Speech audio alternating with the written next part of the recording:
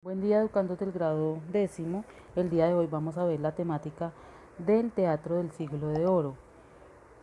Esta temática se enmarca en el periodo de tiempo del siglo XVI al siglo XVII aproximadamente. Como podrán ver, realicé un esquema sobre el tema, el cual ilustra 8 momentos fundamentales de este. En primer lugar, el teatro del siglo de oro ofrece una visión realista de los acontecimientos de la época, es decir, el teatro de este entonces se conoce como el arte de hacer comedias. Segundo, buscaba un dinamismo en la acción. Las obras rompen las unidades de tiempo y lugar y dan agilidad a los hechos. ¿Por qué buscaban dinamismo en la acción?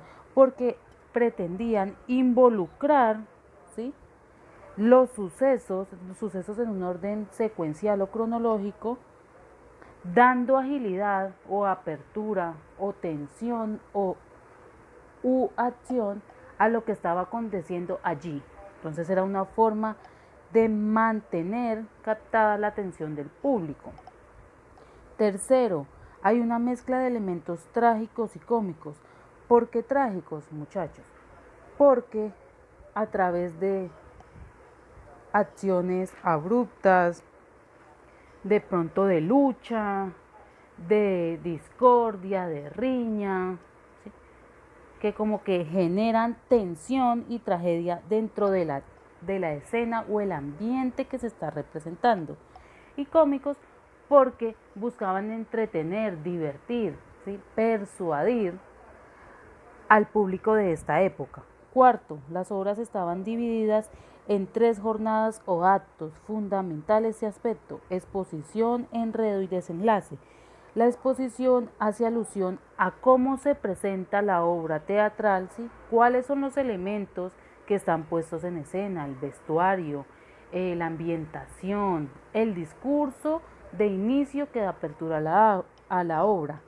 El enredo porque es como la trama se empieza a desarrollar y empieza a involucrar una serie de hechos, situaciones, ¿sí?, ambientes, acontecimientos dentro de cada uno de esos personajes que enriquecen la obra teatral.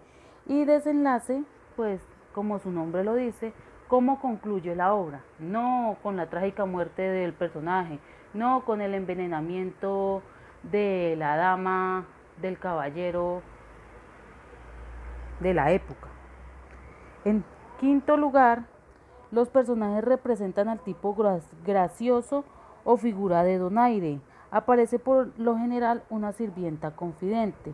Entonces, en este aspecto, los personajes buscan representar hechos cotidianos, ¿sí?, de confidencialidad que mantienen, digamos, o que representan la situación de la época. ¿A qué quiero hacer alusión? A que se da ese cotilleo, ese murmullo, ¿sí?, como de complicidad entre dos personas en torno a una temática libre que se teje al interior de la representación teatral. Sexta idea fundamental del teatro del siglo de oro: se manejan ideas predominantes dentro de estas, como lo son el honor, la fe católica y la monarquía. Séptimo, el lenguaje de las obras teatrales del siglo de oro se ajusta a diferentes situaciones y ambientes, ¿sí? No es un lenguaje establecido, elaborado, pulcro, sino que puede representar hechos de la cotidianidad, de la realeza, de la monarquía, de la iglesia, lo cual enriquece las representaciones. A su vez, hay una variedad de estilos y de métrica, es decir, de cómo se ejecuta esa secuencia dentro de la obra teatral. Y por último, se reconoce que los principales exponentes del teatro del siglo de oro son 2. Entonces, el primero es el ciclo lopesco, que hace alusión a Lope de Vega, el cual plantea un teatro más libre, que no involucra o que puede ser más espontáneo, no tiene que seguir necesariamente una técnica para ser válido.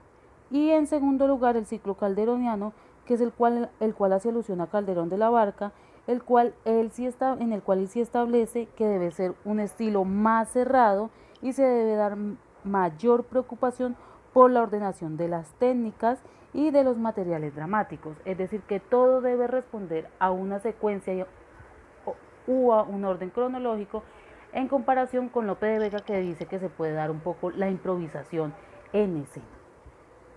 Eso en cuanto a lo que tiene que ver con el teatro del siglo de oro.